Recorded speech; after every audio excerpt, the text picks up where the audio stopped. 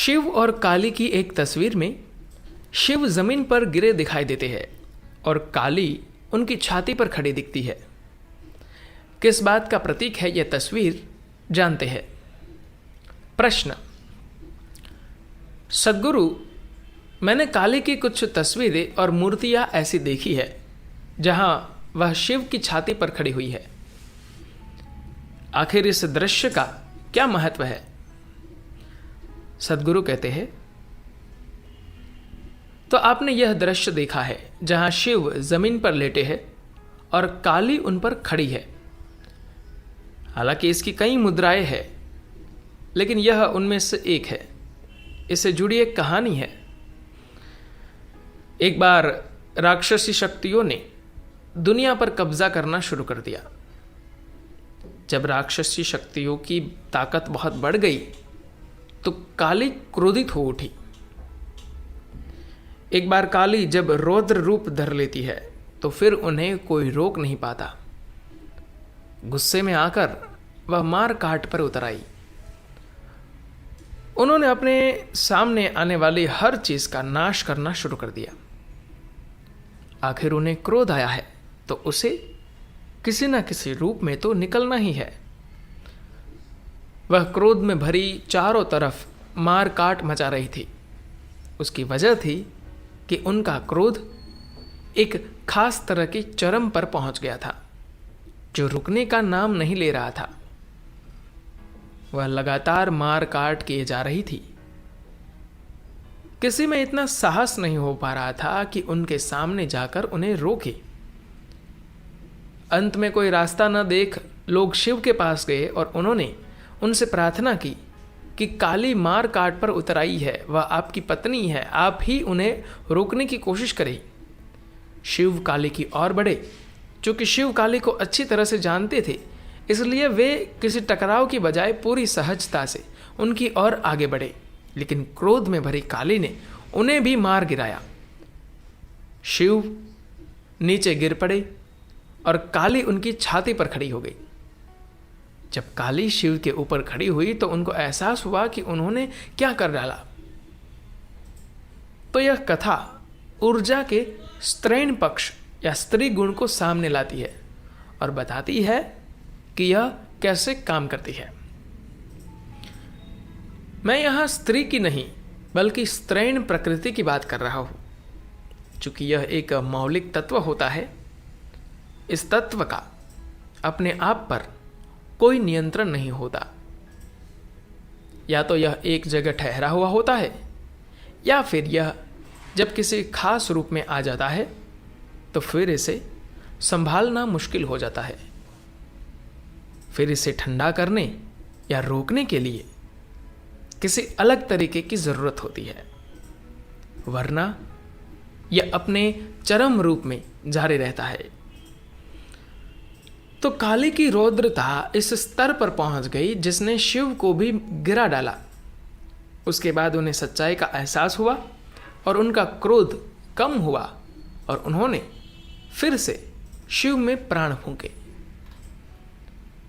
अपने यहां ऐसी कई तांत्रिक प्रक्रियाएं हैं जो इस घटना पर आधारित है। आपने अगर यह तस्वीर देखी है तो मुझे विश्वास है कि आपने दूसरी तस्वीरें भी देखी होंगी। आपने देखा होगा कि तांत्रिक लोगों ने अपना सिर काट लिया और अपने हाथ में अपना शीश लेकर चल रहे हैं, या फिर देवी को अपना कटा हुआ शीश अपने हाथ में पकड़े चलते हुए देखा होगा।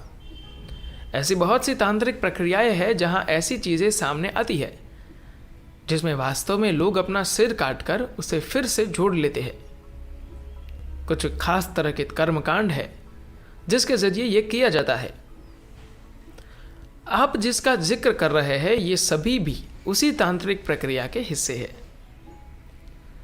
जब हम तंत्र का जिक्र करते हैं, क्योंकि आज ज़्यादातर तांत्रिक किताबें अमेरिकियों द्वारा लिखी जाती है, इसलिए आज ज़्यादातर लोग समझते हैं कि तंत्र का मतलब बेलगाम यौन यानी कि सेक्स संबंध है।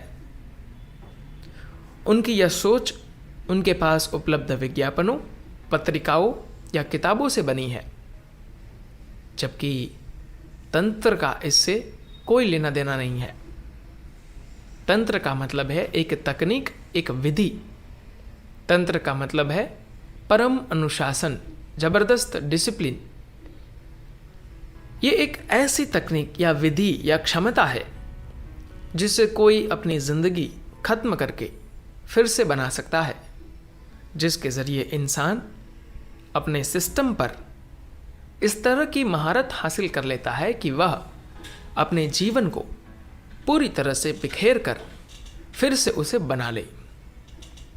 तो इसका प्रतीकात्मक अर्थ ये है, ये तस्वीर तंत्र की उस प्रक्रिया की ओर इशारा करती है। शिव खुद मृत बनकर गिर पड़े और फिर देवी ने उनमें फिर से प्राण फूंक दिए। इसके आधार पर तांत्रिकों ने ऐसी कई पद्धतियों को विकसित किया जो उस आकार और ऊर्जा पर आधारित थी, जहां लोग खुद अपने हाथों से अपना सिर उतार कर चले और फिर उन्होंने खुद अपना सिर जोड़ लिया।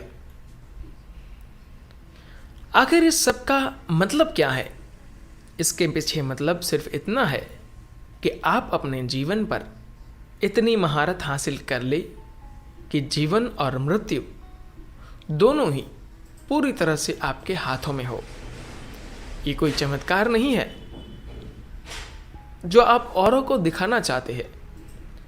बस आप तो अपने जीवन पर पूरी तरह से महारत हासिल करना चाहते हैं। जब तक आप अपने जीवन पर महारत हासिल नहीं कर लेते, तब तक आप कुछ नहीं कर सकते। आप में से हर एक को अपने जीवन पर कुछ न कुछ महारत तो होगी, वरना तो आप कुछ नहीं कर पाएंगे। जीवन पर आपकी महारत के स्तर से ही तय होता है कि आप जीवन में कितना कर पाएंगे। तंत्र में जीवन पर पूरी तरह से महारत हासिल कर ली जाती है।